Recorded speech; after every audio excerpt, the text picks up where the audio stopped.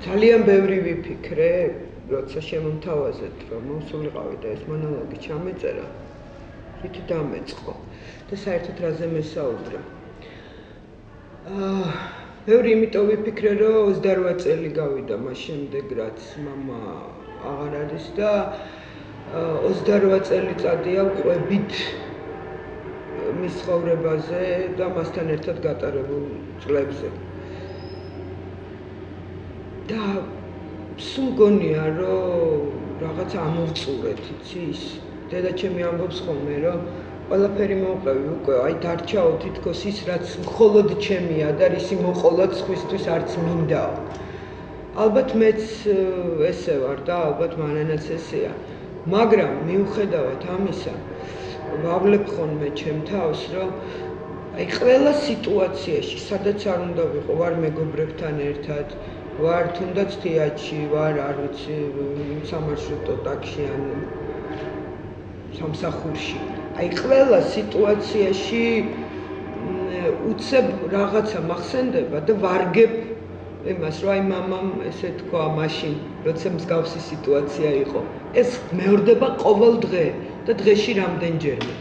ეს არის იცით როგორი აჩრდილი, რომელიც აი მუდამ აი როგორც მზეზე მიდიხარ და უკან შენი აჩრდილი მოყვება, აი ესე დამყვება სულ.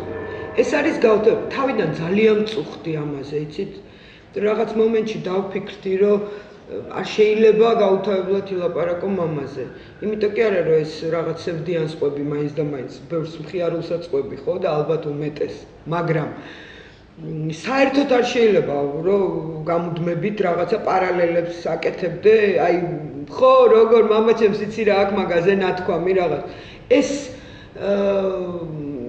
მეგონა რომ უკვე ვაწუხებდი საზოგადოებას ამით, მაგრამ თქვენ წარმოიდგინეთ, რომ პირიქით მოხდა, იმიტომ რომ დამოკიდებულება ადამიანების ისეთია ხოლმე, მართლა როგორ კიდე რა თქვა ბატონმა ნოდარმა, როგორ თქვა, იმდენად რომ ეხლა აღარც ვფიქრობ ამაზე, რომ აღარ რამდენჯერმე გამიჩერებია ჩემი თავი, ანუ რა მინდა ვთქვა, რომ აი პარალელი არ გავაკეთო და ეხა უკვე აღარც, იმიტომ რომ ამ 28 წლის განმავლობაში მოხდა ისე, რომ მე დავწუნდი იმაში, რომ ადამიანებს სიამოვნებნად არის გახსენება.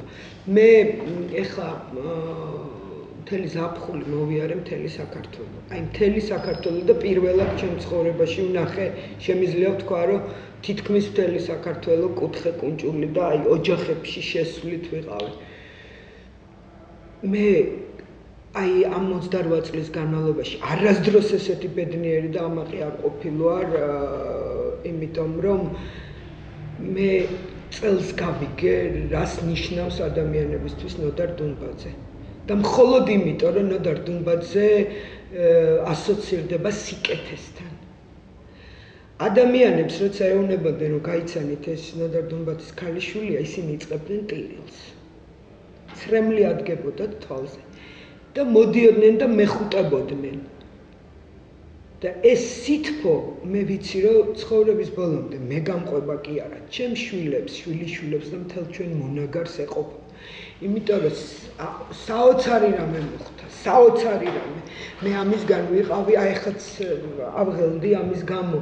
იმიტომ რომ კახეთშიც, იმერეთშიც, გურიაში თავისთავად, გურიაში საერთოდ იცით როგორი დამოკიდებულება იყო?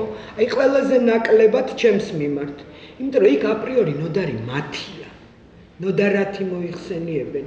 ეს ფამილიარული კი არა, ეს მათია, შენ საერთოდ მე რა რო შვილი ხარ. სამაგიეროდ ნოდარია მათი შვილი, აი ესეთი დამოკიდებულება. ზემო აჭარაში მე ვნახე ადამიანები, რომლებიც ბათუმში არ არიან ნამყოფი, ბეშუმში ვნახე ადამიანები, რომლებიც ბათუმში არ არიან ნამყოფი და ნოდარ დუნბაძე აქვს საკითხული. და ერთმა ადამიანმა იცით რა მითხრა? დღესასწაული იყო, მათი დღესასწაული, მარხვაში იყვნენ ისინი და ყველგან სადაც მივდიოდი, მე საჭარლებს ბისგან ვისწავლე, რა თქმა უნდა, მათ ვკითხე, რომ ეხა მარხვაა და შეიძლება ეს მუსულმანებთან ესე მისვლა, საუბარი, თუნდაც საქვეყნო საქმეზე თუ პოლიტიკაზე თუ რა ვიცი, რაზეც გინდა.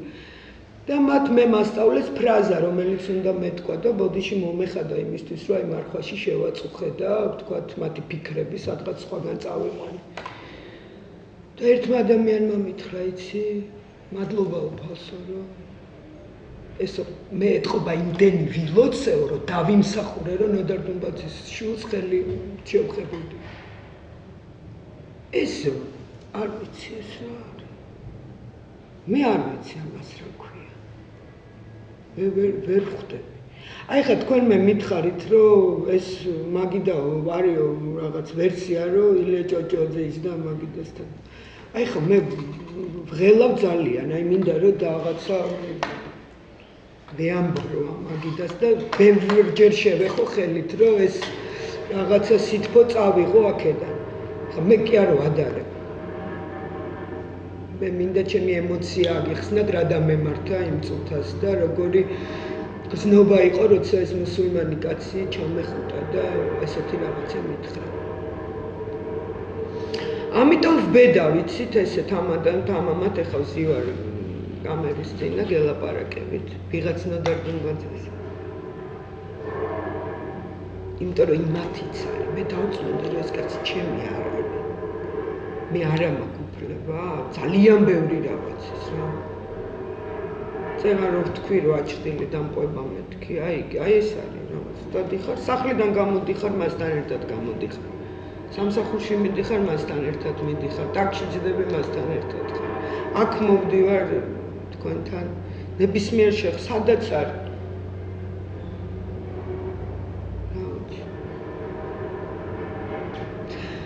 თან იცით როგორი რამ იყო? მე პირველი შოკი, როცა მივხვდი, რომ გაორება დამემართა. ეს იყო მამას გარდაცვალების მერე მზიურთან მოვდიოდი და სანამ მამას ძეგლი დაიდგმებოდა მზიურის შესასვლელში დაიდგა ქვა, რომელსაც ეწერა, რომ აქ დაიდგმება ნოდარ დუმბაძის ძეგლი. და მე იქ მივხვდი, რომ ნოდარ დუმბაძე წერალი, მისი ძეგლიც უნდა დადგმულიყო, იყო სხვა.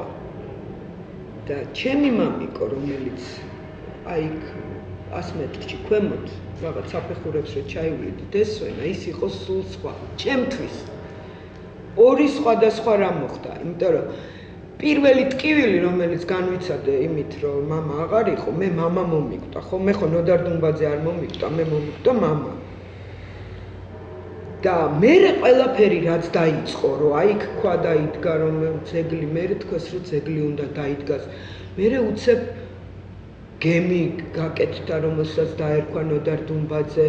მერე უნივერსიტეტში სტიპენდია წარჩინებული მოსწავლისთვის. მერე ნოდარ დუმბაძის სახელობის თეატრი მოზარდ მაყურებელთა.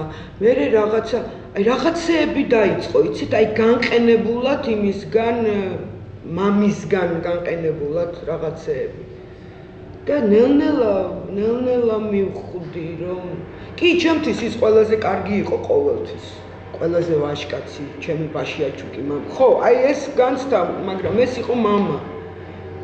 ის რომ ის გარდა თუნდაც გარდა კარგი მწერლისა, კარგი ადამიანი იყო და იმიტომ რომ კარგი მწერალი ძალიან ბევრია, მაგრამ ხალხს ესე არ ყვარს, ხო, ის მწერლები. ანუ აპრიორი იცი, რომ ის გენიოსია, ის ძალიან მაგარი მწერალია, ის დიდო სტატია, ის ოსტატია სიტყვის.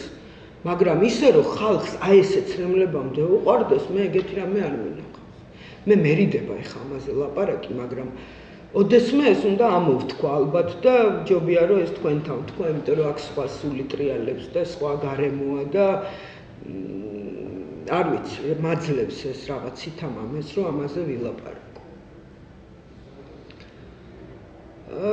რა ვიცი, რა გითხრათ. ხო და ნუ მე ეს ყველაფერი მთაწმინდით დაგვირგვინდა და ამიტომ და სხვათა შორის მოხდა საოცარი რაღაცა. არც ერთ ქვეყანაში ადამიანი პირდაპირ პანთეონში არ იმარხება. ისინი იმარხებიან ჩვეულებრივ სასაფლაოზე და 20 წლის გავლის თუ რაღაცა დიდი პერიოდის გავლის მერე ადიან მთაწმინდის მსგავს პანთეონებში მერე იგრძალებიან. საფრანგეთში არის ესეთი კანონი. ერთადერთი ადამიანი, ერთადერთი მწერალი, რომელმაც ეს კანონი შეასრულა, ნოდარ ტუფაძეა. სხვა შორის ჩემ ადამიანს ამ თემაზე გენიალურად. რაღაცა მაშინ ითქვა, რომ დაწმინდაო დაიხურებაო და რაღაც და როგორ რას ქვია, აგერ ღმერთმა დიდხანს აცოცხლოს, ვატო ინჭაბუა, ბიძია ჭაბუა ჩვენთვის. მაგრამ როგორ რამე რომ მოხდესო, ჭაბუამ დაწმინდაზე არ დაიმარხებაო და ჩემ ადამიანს თქვა, კაცო, მაგი მიჩვეულია დიდ სროკებსო და ეგეც 25 წლის მერეაო. ხო, რაღაცა სხვათა შორის ესეც მამასგან მოდის, იცი, როცა რაღაცა ძალიან მტკივნეულზე ან ვითომ თემაზე, რომელზეც ხუმრობა არ შეიძლება, მაინც რო ვიხუმრებთ ხოლმე. ესეც მამასგან მოდის, მანამაც იცის ხოლმე უცებ რაღაც ისე. ხო, რა ვიცი, ამბობენ რომ მეც გამომდის, მაგრამ რა ვიცი. რა გითხრათ. იცი რა, იმდენად ჩვეულებრივი იყო ჩვენი ცხოვრება. მე მეგონა რომ ჩვეულებრივი იყო და ეხლა ვხვდები რომ ეს არ იყო ჩვეულებრივი. იმიტომ რომ ამათ დგებოდა დილას წვერსიპარსავდა სამსახურში მიდიოდა. სხვა შორის მიუხედავად იმისა რომ მწერალთა კავშირის თავმჯდომარე იყო ბოლოს ერთ წუთს არ დააგვიანებდა სამსახურში. არ ყოფილა წამი რომ ჩვენ ძღოლს სადმე მოეცადა. აი ქვემოთ მოვიდა ხო? 9 საათზე მოვიდოდა, ამოვიდოდა ზემოთ. ან მამა რა თქმა უნდა ჩადიოდა, ისე რომ იდგეს კაცო, რომ იციან ხოლმე, ხო? შეხვედრი ხართ ეს ადამიანებს.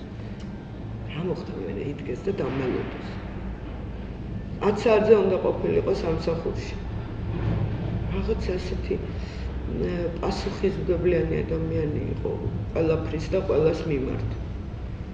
ხო და ჩვეულებრივი იყო, აი ესე დგებოდა, მიდიოდა, მოდიოდა, დილას იყო აუზაური ჩემი პერანგი, ეს პერანგი არ მინდა ის დამიუთავე, კაინანული არ უნდა ამდენი უთავობა, იმიტომ რომ შარვალს რო დააუთავებდა, მამა ჩემი მაშვებოდა, იკუზებოდა და ჯდებოდა რომ მუხლებზე უხერხულად არ ქონოდა ის ზოლი, რომელსაც ადრე აკეთებდნენ ქალები. გახსოვთ როგორი მითი სველი კილოს გადაფენით და იყო ერთი ამბავი.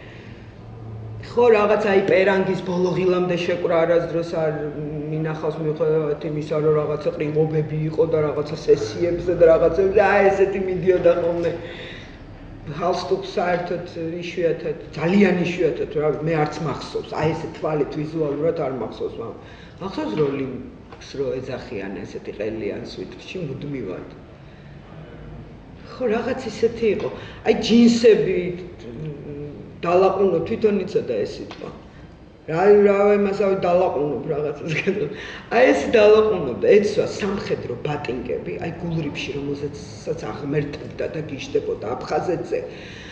ნუ აი არ ვიცი. მეტირება ეხაც, იმიტომ რომ სიკვდილის წინ გითხრა, რომ შიმშილით რომ მოგტეთ გულრიფში არ გაყიდოთ, იმიტომ რომ იცოდეთ რომ ჩემი სული იქ არისო და იმიტომ ვიცი რომ დავბრუნდები. აუცილებლად დავბრუნდები, იმიტომ რომ იქ არის. ვიცი რომ იქ არის.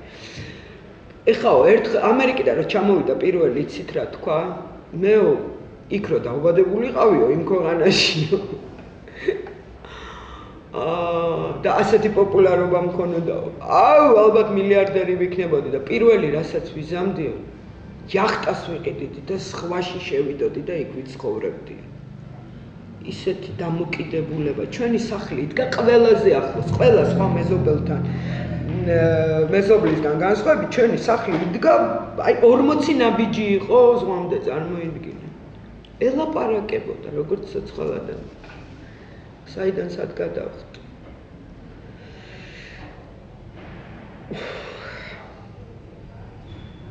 სახლი იყოს აბსოლუტურად სხვა დამოკიდებული. ვეღარ ვიხსენებ, სად გავჩერდი, იმდენი რამე გამახსენდა ეხლა და იმდენი რამის მოყოლა შემიძლია. ყოველი დილა იწყებოდა ესე, მამა მომკიდებდა ხელს, ჩამიყვანდა, ანკესი ქონდა, ჩვეულებრივი ანკესი. ჩამიყვანდა ზღვაზე, მუხლებამდე თვითონ დადგებოდა ამ წყალში, მეც დამაყენებდა და ვიჭერდით ღორჯოებს. მე ეს ღორჯოები ამოგქონდა, ჩვენ თვითონ, მამა თვითონ შიგნავდა, მას და საუზმეზე გქონდა ღორჯო. ეს იყო რაღაცა ჩვეულებრივი ესეთი რაღაცა რიტუალი კი არ იყო. ყოველ დილას მეორდებოდა ეს ყველაფერი. ნუ ის თალკე თემაა, როგორ დადიოდნენ მამა რეზო ლაღიძე, მისი სოხუმელი მეგობრები მეთევზეები, ცნობილი მეთევზეები, ჩიტო და თენგიზი. გვარები არ მახსოვს ახლა სამწუხაროდ. და ისინი დადიოდნენ კოდორზე, დადიოდნენ ქეთვანზე, სათევზაოდ ბადეს შლიდნენ. ეს ბევრჯერ მომიყოლია. მეც დავყავდი. სულ ვფიქრობდი, რომ რატო მოხდა ისე, რომ ესე ბიჭივით რაღაცებს მასწავლი და ბიჭივით სტიდა რაღაც გვერდიდან არ მიშორებდა, ანუ იგივე ცურვას, ეხა ქალები არავინ არ ცურავს, თუ ცურვაზე არ დადიოდა ოდესმე კროლით და ბრასით და რაღაც, ხო? იმას მასწავლიდა და რაღაც მეც მომწონდა, რომ ესე ცურავდი. იქ რაღაცა ნავის ტარებას, ანუ ნიჩბის მოსმას მასწავლიდა, ხა ქალი ნიჩბით, ხო? მე აი ესე პატარა ხელებით ცალმხარეს ისიჯდა და მეორე მხარეს მეორე ხელით ჩაპრენილი ვეჭიდავებოდი ამ უზარმაზარ ნიჩბებს. კოდორზე ისე მახსოვს ეს ბადის გაშლას მასწავლიდა და ჯერ ხო ძალიან ჩქარი მდინარეა და რო ჩამაყენათ ესეთ ყანყალი დამაწყებინა და მამა მუხლი გაიმაგრე მითხრა არ წაგაქციოს არ მოგერიოსა და მე ბადე რო ჩამიდო ხო პირში უნდა ჩაიდო და ეს მხარზე მოკიდებული და აქედან უნდა გაშალო და ამას მიხსნის და უცებ ბოლო მომენტში უკვე რო უნდა გავშალო ეს ისა და თან უზარმაზარი მძიმე ტყვიმას ხო ტყვიები კიდია და მამა აქ ჯიბია და აი აქ იმაში ჯიბეში თევზი იქნება და რაღაცებს მიხსნის და უცებ მეუბნება იცოდე როგორც კი მოიქნებ პირი გაუშვით რა დარჯები ბაბუა შენი თუ კბილოთ ხო და ეს ყველაფერი ხო რას ვამბობდი რომ აი თითქოს ჩვეულებრივი იყო ეს გარემო ეხლა ხვდები რომ არ იყო ჩვეულებრივი იცით მამაც განსაკუთრებული იყო იმიტომ რომ რა ვიცი ხა ჩემს გარშემოც ხა არაჩვეულებრივი მამები არსებობენ ხო და ყველა შვილისთვის მამა არაჩვეულებრივია და ის მაგრამ აი ესეთი რაღაცნაირი დამოკიდებულება არავის არ ქონია ჩემს გარშემო ამითაც ძალიან ამაყივა იმიტომ რომ ბოლოს იცით როგორ იყო ყველაფერზე ვსაუბრობდით აი რამეს რო გამოაქვეყნებდა ვთქვათ მე და მანანას შორის არის 10 წელი მანანა იყო სტუდენტი და მე ვიყავი სკოლის მოწაფე. ანუ ორი სხვადასხვა თაობა, ხო? რაღაცას რო დაწერდა, ან გამოაქვეყნებდა. აუცილებლად მეორე დღეს ვკითხავდა, რომ რაო რა თქვეს უნივერსიტეტში, კითხავდა მანანას. მე მკითხავდა რაო რა თქვეს, რა გითხრეს ბავშვებმა სკოლაში. აზრი აინტერესებდა იმისიც. აუცილებლად. იცით რა იყო კიდე საოცარი, რომ როდესაც ჩემთან მეგობრები მოდიოდნენ და ეს თითქმის ყოველ დღე ხდებოდა, ისევე როგორც მამასთან მოდიოდნენ და მანანასთან, ჩვენთან სული არია იყო. არასდროს არ გაჩენილა აი მის მოთხოვნილება, რომ უფროსებო, ეხა გადით და ჩვენ აქ რაღაცა გვერიდება თქვენთან. ხო არის ესე, რომ აი მშობლები როცა არიან შენ უხერხულად ხარ რაღაცას ვერ ლაპარაკობ, რაღაცას ვერ ამბობ, რაღაცა ვერ ცეკვავ, თქვათ, ანუ ესეთი მომენტი არ ყოფილა. არ ვიცი, შეიძლება თვითონ გადიოდნენ ისეთ დროს, როცა ხდებოდნენ, რომ უნდა გასულიყვნენ, მაგრამ ყოველ შემთხვევაში მე არ გამჩენია, რომ პირიქით, ერთხელ ესეთი რაღაცა მოხდა, ჩემი დაბადების დღე იყო და ჩვენ დიდ ოთახში ვიყავით ჩემ მეგობრებთან ერთად და ამ დროს მამასთანაც მოვიდნენ თავის ორი მეგობარი. ისინი სამზარეულოში დასხდნენ და რაღაცას და იქიდან ისეთი ხმაური და ხარხარი და ხორხოცი გამოდიოდა, რომ მთელი ჩემი დაბადების დღე უცებ აღმოჩნდა, რომ ჩვენ ვიყავით ყველანი სამზარეულოში, წარმოგიდგენთ 30 კაცი. აი ჩაკვეხებულები ხო ეს ერთმანეთის თავებიდან რომ ეს რაღაცა სყვებადიანოდარი და მეგობრები, რომლებიც ჩემთან ერთად მე ზღვაზე გულრიფში მიმყავდა ხოლმე ან იგივე წყნეთში, ესეც რაღაცა მუდმივი იყო, ჩვენ მეგობრებთან ერთად დავდიოდით და აი ესე ერთად ცხოვრობდით. ერთხელ ძალიან მაგარი ისტორიას მოგიყვებით ახლა სასაცილოს, რაღაცა წერალთა ყრილობაა თუ რაღაცა და მამას რუსთაველის პრემია მიღებული აქვს უკვე და ეს სამკერდე ნიშანი ხო იყო რა რაღაც ორდენი და რაღაც ისეთი პიჯაკი ქონდა ერთი რომელზეც ეს ეკიდა გამოვედით დილას და ნუ არ არის პიჯაკი. არ არის ორდენი და ნუ დგნის ყველაფერს, რომ რა უყავით ჩემი კოსტუმი და რა უყავით ჩემი ის და რა არის ეს და რაღაცებს სად არის და სად შეჩურთეთ და რა. ამ დროს კარზე ზარია. ვაღებთ კარებს და ჩვენი მძღოლი ტრისტანი დგას ლურჯ კოსტუმში და მამაჩემის ორდენი უკეთია. წინა დღეს აჩუქა თურმე და დაავიწყდა. და ორდენიანად უჩუქებია. ხო და გარდა რუსთაველის პრემიისა გეწერა депутат Верховного Совета რაღაცა, ნუ წარმოიდგინე რა. აი იმდენად არ იყო ეს მისი, თქვათ იგივე ის რაღაც. რომ მოხსენი და ისე აჩუქია, იმიანად აჩუქა. და ტრისტანი მოვიდა და კვდებოდა თვითონ სიცილით, იმიტომ რომ იმანალ თყობა რომ გამოიღო ჩანთიდან და ნახა რომ ნოდარის ნაჩუქარი მასე დილას გამოგვეცხადა დეპუტატივით. ხო სახლში ერთხელ მოვიდა ჩვენთან ცხოვრობდა ჩვენი მამას მამიდაშვილი ჩოხატაურიდან რომელიც სწავლობდა უნივერსიტეტში და ჩვენთან ცხოვრობდა მე და მანენა შორის არის ასაკით ანუ მეგობრობდით ძალიან გარდა იმისა რომ ჩვენი მამიდა ერქვა ძალიან მეგობრობდით რა ხო და ნუ ისიც იუმორით ახსავსე ადამიანია დუმბაძის სისხლია ჩიგოგიძე კი აგვარად მაგრამ ხო და ერთ დღეს რაღაცას ლაზღანდარა ეს სამზარეულოში და საფხულია და ღია ყველაფერი ნუ ფანჯრები ისე ნუ ისეთ კივილამდე მივიდა ჩვენი სიცილი რომ ზუსტად კარის მეზობელს უცებ ზარია კარებზე და გავაღეთ და მეზობელი გვეუბნება რა ხდება ცუდად ხო არ არის ნოდარი ნუ უკვე ეს პერიოდია როცა მამას ეს გაუთავებელი ინფარქტები რაღაცა ნოდარი ცუდად ხო არ არის რაღაცა კივილი თქვენი ხო და არა კარგად ავართ ვიცინოდით არ ცოცხლები ვართ უთხარით და წავიდა და მოვიწყინეთ ეხა ჩვენ ხო იცი უცებ რაღაც მხიარულებიდან რომ რაღაც მიწაზე დაგვცა უცებ ამ მეზობლის და ესებს ხედავთ უყურებთ ერთმანეთს და ეს გიული ძახის ჩემ მამიდა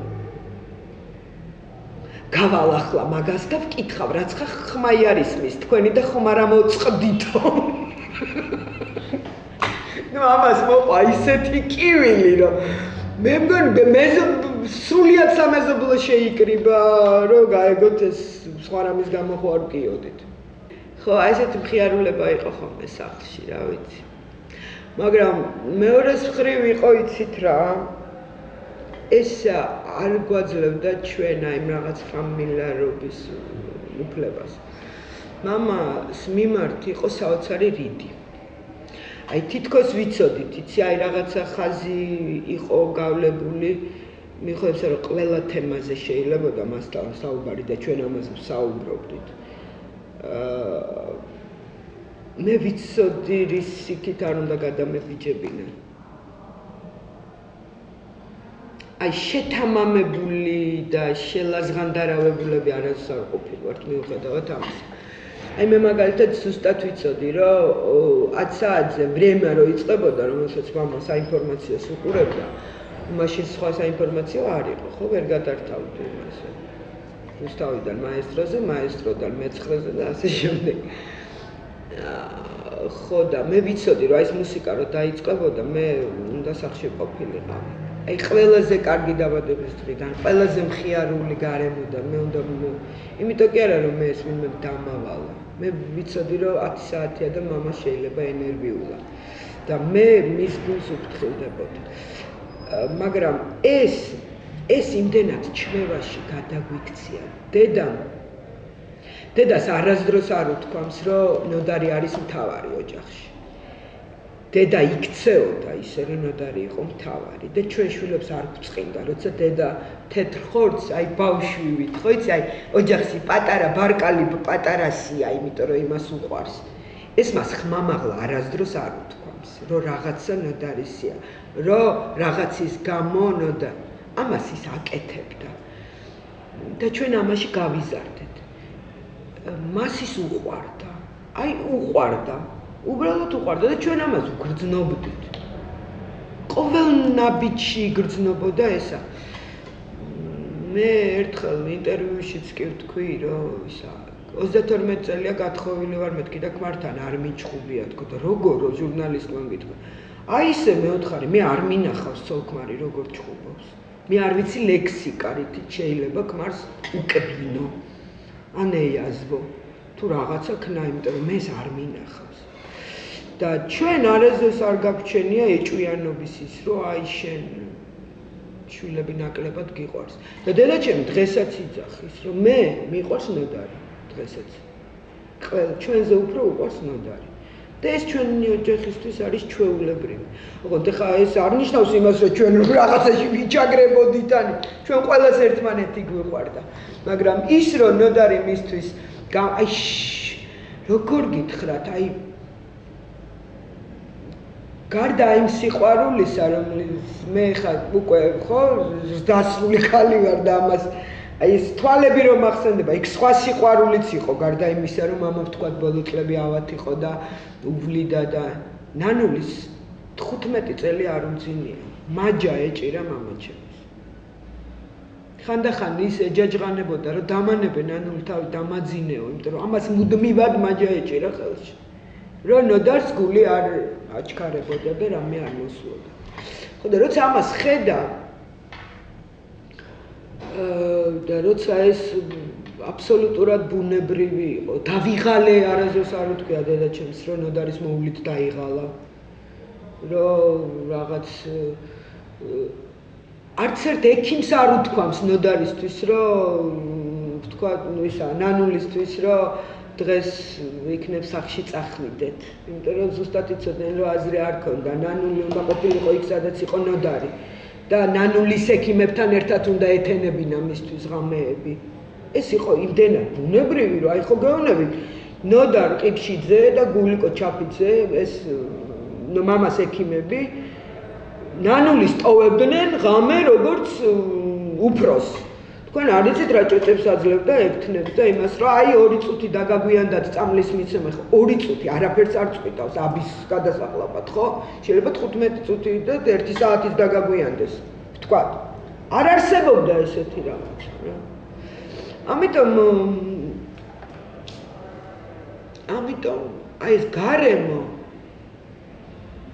ხო თვითონაც იძლეოდა ალბათ ამის ხა მე მამაჩემი მინახავს თქვათ მინახავს კი არა მას სუქეიფობდნენ მამა და მისი მაგაცი სუქეიფი იყო მაგრამ ეს არ იყო რაღაცა ესეთი სიმთვრალე გამაღიზიანებელი თქვათ რომელზეც შეიძლება ცოლი გაბრაზდეს ან შვილებს აღარ შეუძლიათ თვალი მამის ყურება და რაღაცა ეს იყო იმდენად ლამაზი და მშვენიერი იმიტომ რომ ჩემ დაბადების დღესაც მანანას დაბადების დღეს სულ მამას მეგობრები იყვნენ ისინი კეიფობდნენ და ჩვენც დროს ვატარებდით მათთან ერთად მე ვიყავი ძალიან პატარა ეხლა პატარა როცა ხარ მშობლები იხდიან ხო დაბადების დღეს რაღაცა მომენტი დადგა რა თქმა უნდა რომ მე ვთქვი რომ მე ჩემი მეგობრები მინდა და ბუნებრივად ესე ხდება ხო რომ სადღაც მე-7 მე-8 კლასში უკვე რაღაც ის პრანჭაობის რაღაცა რო იწყება და რომ აი ვიღაცის დაპატიშება გინდა ან ვიღაცა ამოიყვანა და რაღაც ხო არის რა ეს ასაკი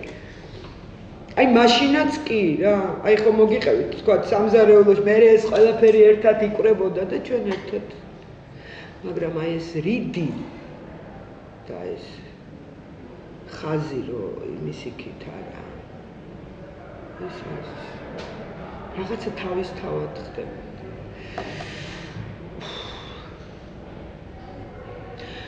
რაღაცებს არ მე არ მახსოვს რომ ამას და რაღაცა ჭკუა დაერიგებინოს აი ესე პირდაპირ ეთქვას რომ ეს თეთრია და ეს შავია ესე უნდა მოიქცე და ესე არ მოიქცე ის ყოველთვის იყო მაგალითი თვითონ ანუ აი ესეთი საუბრები ეს არ შეიძლება არ გაგიშვებ რაღაცა ესეთები არ ხდებოდა რა გენდობოდა და როცა ადამიანი გენდობა მე ვიყავი 18 წლის როცა მოვედი სახლში და მამას უთხარი რომ მამა შეყვარებული ვარ მეთქი და ალბათ უნდა გავთხოვდე და გაგიშდა იმიტომ რომ ჯერ ერთი მე პატარა ვიყავი რაღაც ოჯახში ვიყავი პატარა ხო 10 წლით პატარა ძალიან პატარას ნიშნავს ვითომ ხა მე და მანენა ძალიან გვიან დავმეგობრდით ანუ როცა ჩვენ ითი რაღაცა საერთო როცა მარანამ უმაღლესი დაამთავრა მეც უმაღლესი დავამთავრე და რაღაც საერთო მეგობრები საერთო საქმე ორივე რაღაც ლიტერატურაში ვტრიალებთ და მერე მოხდა ჩვენი აი ესეთი დამეგობრება თორე წარმოედგინეთ რა განსხვავება ეხა ის რომ სკოლის გამოსაშვები რო აქვს და მე რო პირველ კლასში ვარ გამორიცხულია ხო ხო და უნდა გავთხოვდეთ თქო და გაგიჟდა ცრემლები თვალები ცრემლებით აესო და მითხრა მამა ხო რა მითხრა იცი მამა ფეხბურთის თამაშიდან და ძველბიჭობიდან პირდაპირ გათხოვებაზე გადახვედია ხო და მე ვთქვი რა ვქნა მამა ძალიან შეყვარებული ვარ მეთქი და ისეთი კაი ბიჭია რომ მე შეიძლება ესეთი ვერ ვიპოვა თქო და დამიჯერა რა მითხრა იცი მამა შენ ხო იციო რომ მე შენ არაფერს არ გიგრძალავო და არაფერს არ მაგრამ ერთ რამეს გეტყვიო უკან დასახევი გზა დაიტოვა ყოველთვის მამაკაცთან ურთიერთობაშიო უკან დასახევი გზა დაიტოვა მე მაშინ ვერ მივხვდი რა მითხრა ეხლა მე თქვენც ხვდებით ალბათ ხო მე მომეყანე ჩემი ქმარის სახლში გავაცანი მამას და გოგიტა რო წავიდა ირეკავს ჯანსუღი ხო და მამა ჩემო უთხრა რომ დარეკა უბრალოდ ისე შემთხვევით დაემთხვა ამ დღეს ხო და მამა ჩემო უთხრა ბიჭო ქეთუნია მithოვდება მე მგონი ისიც გაგიჟდა როგორ კაცო პატარაა ჯერ და რაღაცა და ნოდარ და იქნება არიჩქაროს რაღაცებს ეუნება ეთყობა და რა ოქნა ბიჭო ჯანუკა იმისთანა ბიჭი მომიყვანა ვერ უთხარი უარი ანუ რასაო ვიცი აი მე მოვედი და მამას უთხარი რომ შეყვარებული ვარ თქო ეს არ იყო ესეც არ იყო პრობლემა ხო რა ვიცი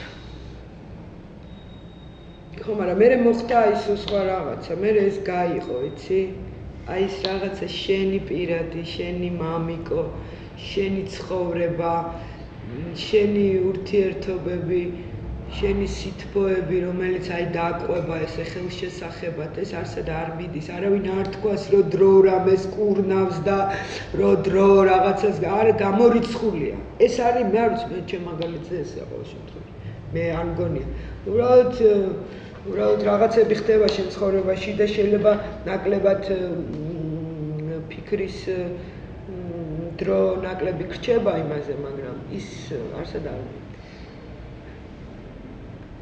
მაგრამ ამ განკურნებაში იცი რა დამეხმარა დრომ კი არ გაკურნა ჩემ შემთხვევაში ეს ტკივილი დამოკიდებულება ხალხის 28 წელი გავიდა და 28 წელიწადია დღე არ გავა ისე რომ ვიღაცამ ან ქუჩაში არ გამაჩეროს ან ტაქსის ზღოლმა არ მითხრას რომ თქვენ ნადარის ქალიშვილი ხართ და რაღაც აი ესეთ აი ყოფით ცხოვრებაშიც სუფიგურირებს აი სულ მაღაზიაში შეხვა სამსახურში ხარ რაღაცაში ხარ უცებ ტელევიზორში ვიღაცა ახსენებს უცებ რადიოში ვიღაცა ლაპარაკობს მასზე ეს ხდება ყოველდღე თითქოს და ამიტომ აი ეს რაღაც სიამაყის არის ჭალებში ვიტყვის გრძნობა ფარავს უკვე იმ ტკივილს რომ ის აღარ არის და ვთქვათ ხელით ვერ ეხები მაგრამ ეხები იმიტომ რომ ყოველი წიგნი როცა მის რაღაცა გამოცემას ვამზადებ ან რედაქტირებას უკეთებ რაღაცას ამ კითხულობ ან ვიღაცა და ამერიკას სკოლები აი ყოველი გაზაფხული იწყება იმით რომ ჩვენთან ირეკება ზარი ტელეფონზე და ვთხოვენ რომ ამადამ სკოლაში, ამადამ ბაღში გამოსაშვები რაღაცა ხდება და ბატონი ნოდარის საღამოა და მე მორჩილად დავდივარ ყველგან დავდივარ თუ მართლა რაღაცა საოცარი არ ხდება და ვთქვათ ვერ წავედი მე მორჩილად დავდივარ იმიტომ რომ როცა 5 წლის ბაღის ბავშვს მამაშენი უყვარს შენ იქ უნდა იყო ვალდებული ხარ მე ესე მიმაჩნია და იგივე ნებისმიერი სკოლის მოწაფეს თუ უნივერსიტეტის თუ სადაც არ უნდა იყოს ხო და აი ეს შეხებაც ყოველდღიურია და ეს წიგნები. აი ხა რაღაც ახალი იდეები მაქვს. წელს 85 წელი უსრულდება მამას და ყოველ წელს რაღაცას ვაკეთებთ ხოლმე, აი რაღაც მე და მანანა, ოჯახი, დედა, სულ რაღაცას ვფიქრობთ, რომ აი წელს კიდევ ახალი რა გავაკეთოთ მამასთან. მე ეხა ერთი იდეა მქონდა, რომელიც ბოლომდე არ გამიიწევია გვერდზე, მაგრამ ვფიქრობ, რომ მკითხველისთვის ცოტა რთული არ იყოს. ანუ მკითხველისთვის, ვისაც ყველაფერი აქვს წაკითხული ნოდარის, იმისთვის საინტერესო იქნება, მაგრამ ახლა დამწყებისთვის გაუგებარი. მე მინდოდა დამეწერა მამას დამეწერა კი არა, გამომეცა, ამეწყო მისი ნაწარმოებები ისე, რომ ეს ყოფილიყო მამას ბიოგრაფია.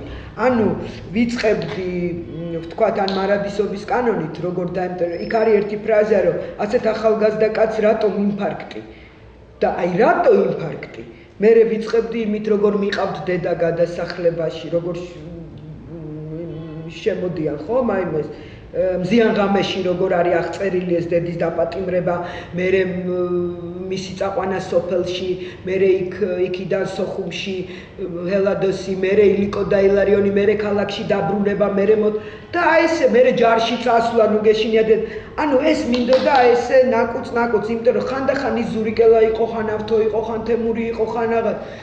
ხო და გავჩერდი მხოლოდ იმიტომ ამ იდეა, იმიტომ შევაჩერე, რომ აი დამწყები მკითხველისთვის ეს გაუგებარი იქნება.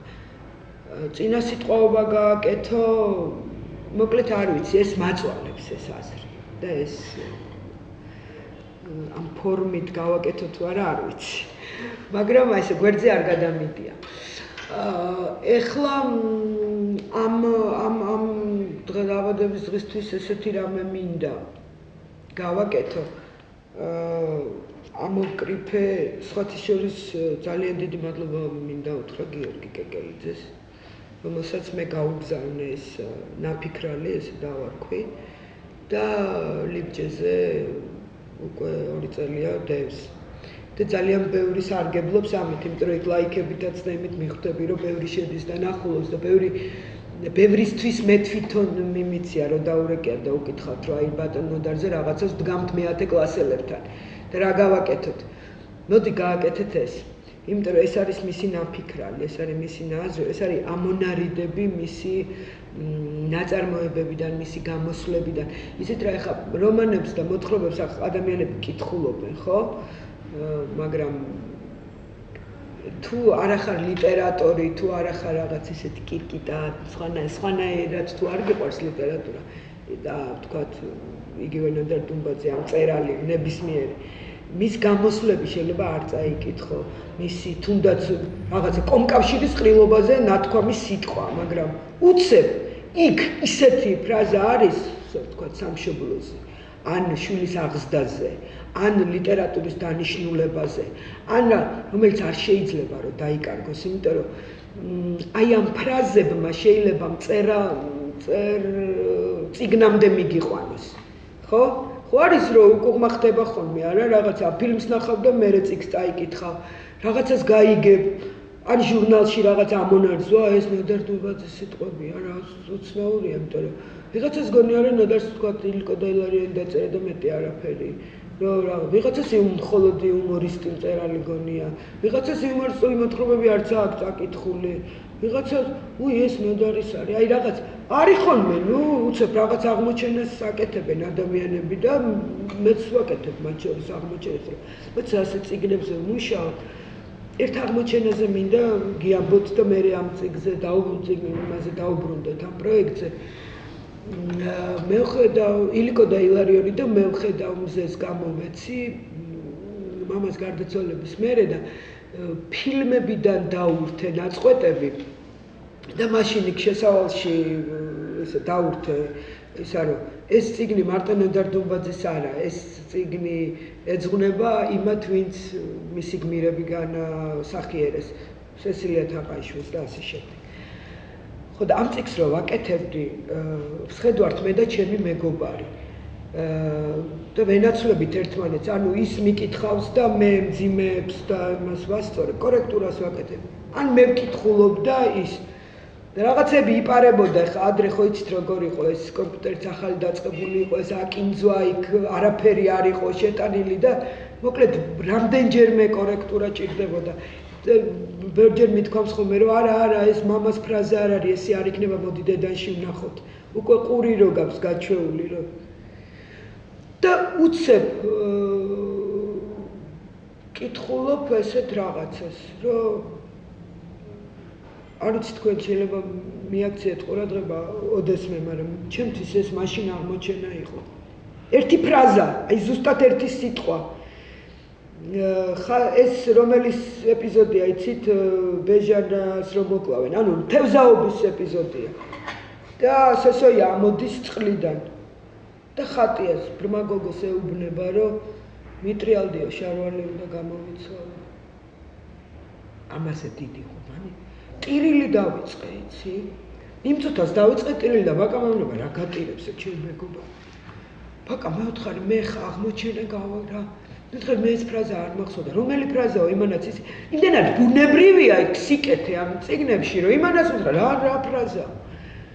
და მე ჩვენ ერთად აი ესე ვიჩექით და ორივე გაოგნებულები, რომ რამდენად კეთილშობილი უნდა იყოს ადამიანი, რა, რომ ბრმა გოგოს უთხრა, რომ მიტრიალდი მე ხა შარვალი უნდა გავეხო. ხო, ვითომ რა?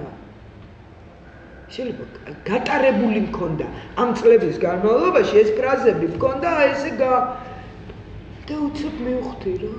და ესეთ აღმოჩენებს აკეთებ ხოლმე. ეს წიგნიც მინდა რომ აი ესეთ რაღაცა აღმოჩენად იქცეს, იმიტომ რომ აქ ისეთი ფრაზებია, თუნდაც ბიბლიაზე. რომელზეც არ ვიცი, ვიღაცებს ხო მიაჩნიათ რომ ნადარდუბაძე კომუნისტი მწერალი თუ რაღაცა კრეტინობებს ხო იძახიან რა. მარადისობის კანონიო კომუნისტების ჰიმნიაო, ვიღაცა მითხრა ერთხელ. ძალიან დავიბენი, იმიტომ რომ რაღაცა ხო, იქ რაღაც ეტყობა მღვდლის და იმის დიალოგი როა პარტიაზე და ბოლოს რონება კომუნიზმის იმიტაციის, სამოთხის იმიტაციაში შენ თვითონ შედი თუ კაია. ხო, იქ თუ არ დააკვირდები, რაზეა ლაპარაკი და საით მიყავხარ მწერალს და სად ქვეტექსტებია და სად რა არის, მაშინ ხო, აი, იყოს მაშინ კომუნისტი მწერალი და კი ბატონო. ვიღაცისთვის საერთოდ შეიძლება მწერალი არც არ იგავს. არიან ესეთი ადამიანები, რომლებიც თვლიან, რომ რა არის ხა ილკო და ილარიონის დაწერას რა უნდა. არიან, როგორ არიან ეგეთი. რა ვიცი. ერთი ფრაზა მიყვარს ძალიან. არის ილია აკაკიზე, არ ვიცი ხა რამდენი ერთი წაგიკითხოთ. ერთი რაღაცა მინდა რომ აი წავიკითხო და მე მახსოვს ეს ჩემ მოძღვარს რომ წაუკითხე. მამა უაღრესად მორწმუნე ადამიანი იყო და ამაზე პატრიარქსაც კი ბევრჯერ უსაუბრია, მაგრამ ჩემ მოძღვარს რომ წაუკითხე, მითხრა რომ მე არ ვიცოდიო რომ ნოდარი ესეთი არ წარმომედგინა რომ ესეთი მორწმუნე ადამიანი. რა ვიცი. აი ხა წაგიკითხავთ. გალაქტიონის საავადმყოფოს მეოთხე სართულიდან გადმოიქცა. ზოგს ეგონა რომ გალაქტიონმა თავი მოიკლა. ზოგს ეგონა რომ მან ექსტაკში მყოფმა მოუფიქრებელი ნაბიჯი გადადგა. ზოგს ეგონა იგი აგონიაში მყოფი გადმოვარდა. ზოგს კიდევ რა და ზოგს რა. სინამდვილეში აი რა მოხდა. გალაქტიონი პარნასზე ავიდა. მან უზენაესი მწვერვალი დაიპყრო. მისთვის არც წერაყის, არც წრიაფს, არც ბაწარს არ უღალატია. იგი დიდი ხნის წინ ავიდა მწვერვალზე და რახან გენიოსები დაპყრობილი მწვერვალებიდან უკან აღარ ბრუნდებიან, ყოველივე ის რაც მას აღარ სჭირდებოდა და ხელს უშლიდა, მწვერვალიდან დაბლა გადმოყარა, თავად კი დარჩა სწორთა მარადილ სამყოფელში.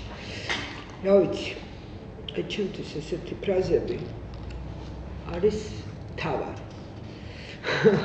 მე ეს ფრაზები ამოუკრიფე შეძლების დაგვარად. სხვა შორის საოცარი რაღაცა მოხდა.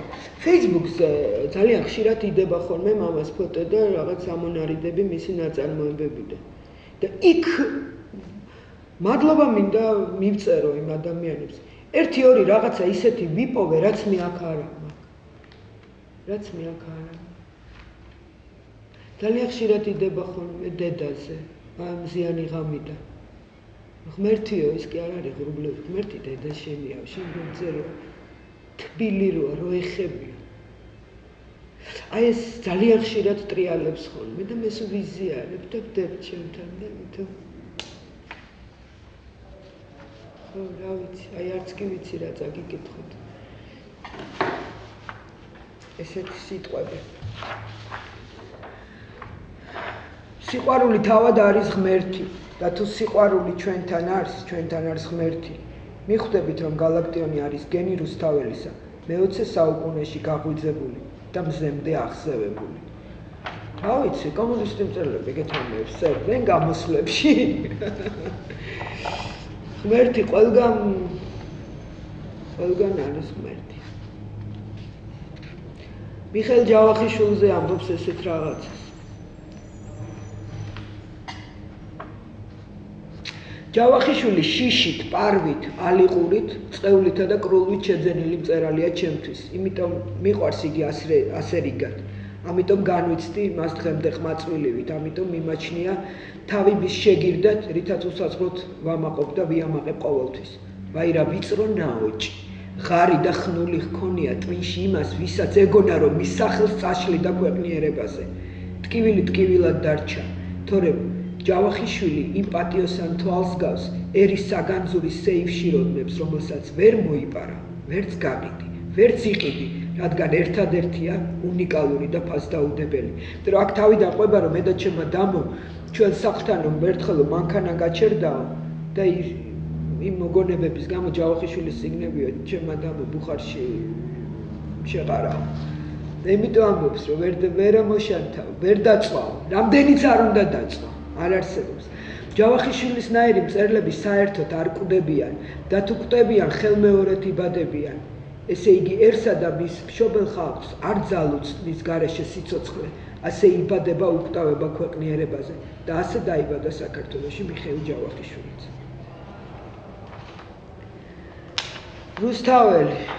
რუსთაველზე რა გითხრა? რუსთაველზე ბევრია ძალიან. ჯერ აი ეს მაშინ ამას წაგიკითხავთ. არაფერი ისე არ ამახსოვრდება ადამიანს, როგორც ბავშვობისას ძილის პირს დედის მიერ თქმული ზღაპარი, იავნანა წაკითხული ლექსი ან რაიმე ამბავი. მე არ მახსოვს რამდენი წლისას მიკითხავდა დედა ვეფხის ტყავსანს. ან ოდესმე ეთქვას ჩემთვის, ეს ადგილი ზეპირად ისწავლეო. მე მახსოვს მხოლოდ ის, რომ მაშინ კითხვა არ ვიცოდი და ეს უზარმაზარი წიგნი ვეფხის ტყავსანი, რომ ერქვა მხოლოდ ლამაზი, ფერად-ფერადი სურათებით გაწყობილი ყუთი იყო ჩემთვის, რომლიდანაც დედაჩემი ცისარტყელასავით ჭრელ, ლამას, სიზმრებსა და ძილის მომგვრელ სიზმრებს ალაგებდა, მიწყობდა სასტუმალს და ალბათ ისევ დედის გამოა, რომ ეს ლამაზი უკვდავი წიგნი დღემდე მიდევს სასტუმალთან, როგორც ამანტყობს წამალი, ხეივარს ყავარჯენი, მეომარს იარაღი და მწერალს ქართული სიტყვის თვალმარგალიტით სავსე, აუწონელი საუნჯე და სალარი. ალბათ რუსთაველი იყო პირველი ქართველი მწერალი, რომელიც მიხვდა, რომ მხოლოდ ხალხს შეუძლია მისცეს უკვდავება ლიტერატურულ ქმნილებას, რომ ხელოვნება მხოლოდ ხალხის საკუთრებაა, რომ მხოლოდ ხალხია გამსჯელი ლიტერატურული ქმნილების ავკარგიანობისა და მხოლოდ ხალხს შეუძლია შეუნახოს შთამომავლობას სიტყვა წინაპრისა. და მან პირველმა მწერალთა, პოეტთა, მოშაირეთა შორის საქართველოში დაწერა თავისი გენიალური ქმნილება ხალხის ენაზე, საერო ენაზე და სასწორზე დადო საკუთარი ლიტერატურული კარიერაც, კეთილდღეობაც და შემოქმედებაც. ესე თვლიდა ესე კაცობრიობის გაჩენის დღიდან არც ღმერთისთვის, არც სიყვარულისთვის, არც მეგობრობისთვის, არც ვაჟკაცობისთვის, არც ქალისთვის, არც კაცისთვის, არც მზისთვის, არც ცისთვის, არც დედამიწისთვის ასეთი დიდებული ჰიმნი ჯერ არავის არ უმღერია. ეს არის შოთა რუსთაველი. ჩვენ ახლა ილია ჭავჭავაძის სახელობის ბიბლიოთეკაში ვართ და ესეც რო არ იყოს ვეფხის ტყავსნის მერე ილია უნდა ვახსენოთ. და ეს ფრაზა იცით რაღაც ისე მახსოვს. მამა მიცოდა ხოლმე ესე რამეს რომ მუშაობდა, მაგიდას არ აალაგებდა. ის ჩვენ ხელნაწერებს არ გვიმალავდა. პირველი წამკითხველი რა თქმა უნდა დედა იყო. მე მანენა მიუწუწქდებოდა და ბოლოში მე. ხო და იყო იცი ეს განცდა რომ მიხვიდოდი ერთი წამით რაღაც აი თვალი რო გინდა ჩაკრა და გაგვიანდება იქ რაღაც სკოლაში უნდა წახვიდე თუ გაკვეთილი გაქვს და ისე რომ ჩამოჩდები და წახვალ და ბოლომდე აღმოაჩინე რომ რაღაც 20 გვერდი გაქვს უკვე წაკითხული. ეს რომანებს და იმას შეეხება. იგივე ხდებოდა ხოლმე აი წერილები ისა სიტყვებს რომლითაც უნდა გამოსულიყო თქვა მამა მეორე დღეს რაღაც წერილთა ყილობაზე თქვა თან იმას გვიკითხავდა ჩვენ და ჩვენს რეაქციებზე ძალიან ბევრ რამეს ასწორებდა მე რაღაცა მეც ხან წარბი გაგექცევა ხან თვალი ხან პირიქით მოგეწონება რაღაც მე მახსოვს შოკი როცა წავიკითხე ეს ფრაზა რომელიც აი ეს მაგიდაზე დამხვდა და ამიტომ მინდა ეს წაგიკითხოთ საგურამოში ილია ჭავჭავაძის სახლ-მუზეუმში შავ ხავერდზე პატარა ჩხილის ოდენა ტყვიადებს ბერდანის ტყვია რომელმაც 1907 წლის 30 აგვისტოს ჯერ ილია ჭავჭავაძის და მერე მთელი საქართველოს გულში გაიარა და ახლა დევს ეს ტყვია მუზეუმში როგორც შემზარავი სახსოვარი ერის ტკივილის განსვიფრების სასოწარკვეთის აღშფოთებისა და მრისხანების მე მახსოვს ეს რო წავიკითხე ვერ ამოვისუნთქე დიდი გოგო ვიყავი უკვე რაღაც მე-19 კლასში მაგრამ აი ესეთი რაღაცა დამემართა და დღესაც ესე მემართება იმიტომ რომ აი ამ ერთ პატარა წინადადებაში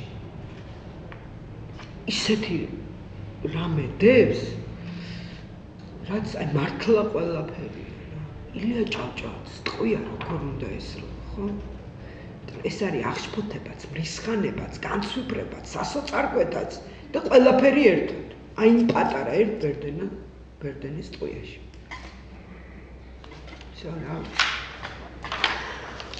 აი ესეთ რაღაცებს გვიკეთებ და მე მოყოლილი მაქვს, მაგრამ უნდა მოგიყვეთ თქვენც. არ ვიცი, ახლა შეიძლება ის სადღაც გაიკარგა იმაში. ინტერვიუებში ღამეა ერთხელ მამამ ღამე იცოდა მუშაობა ესე გავიხედავდი ხოლმე და შუქიენ თუ ვიცოდი რომ ესე იგი მამა მუშაობს როცა სიწყნარე იყო სახლში ვინაცლი და საწყავს მის მაგიდაზე ჯერ მანენა მეწადინეობდა მე მეწადინეობდი და ღამე ჩდებოდა მამა იმ მაგიდასთან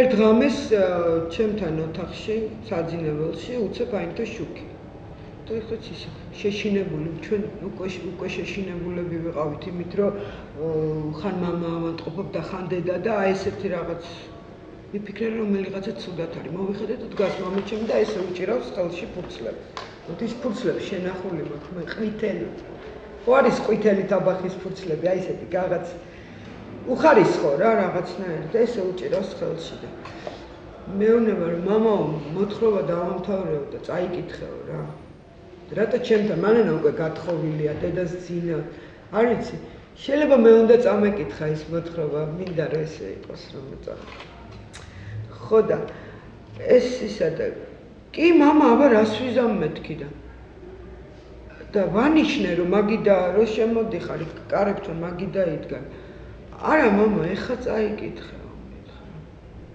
ამაღლა წაიკითხე და მაგიდასთან თვითონ დაჭდა ეს დამიდან მე აი ეს ბალის რო გაისწორებ ხო ეს დავჯექი და მუხლებზე აი ესე დავიდე და ლათინური ასოები წერია ჰელადოს რა არის არა მივხვდი რაც არის მაგრამ მოთხრობა რაზე შეიძლება გადავშალ და დაიწყო ჯემალ სკრიპკა ჯემალ ვირო შენ რაღაცა ჯორო ვირო რაღაცები და წავედი ვკითხულობ და ბოლოში რომ უკვე აი დავიხრჩვი ცრემლებისგან რომ აი გამორიყავს სხვა ბიჭი რომელსაც მკერდზე ჰელადოსი ეწერა და სამშობლო პროგრამა არის და აი ამ ტექსტებზე და მე ვთხარი მამა შენ ხარ უსინდის ვთხარი რა გინდა როგორ მოკალი მე ვთხარი იანგული როგორ მოკალი მეთქი და დავიწყე ღნავილი ნუ და მოკიდა ამას ხელი ეს მინდოდა მამა მე მეტი კი არაფერი რა ესე გაასწორა ციცლები და წავიდა ის წავიდა მაგრამ ნუ მე გავათენე ის ღამე ტირიჩი აი ეს რამეები შეგოდა ესე ვზდიდა წეგანო გითხარით ლექციებს არ მიგვიკითხავდა მეთქი რაღა ლექცია მჭირდებოდა მისი ხელნაწერი რომ დამხვდებოდა მაგიდაზე და ამდენი სითბო და სიკეთე იყო იმ აი ეს თვალჩაკრუში რაღაც მინდოდა ეხლა მე რაღაცა მამამ ესეთი თითისქნევით რომ შენ ესე არ გააკეთო შენ ესე უნდა იცხოვრო შენ ესე უნდა გააკეთო რაღაცა აი ეს იყო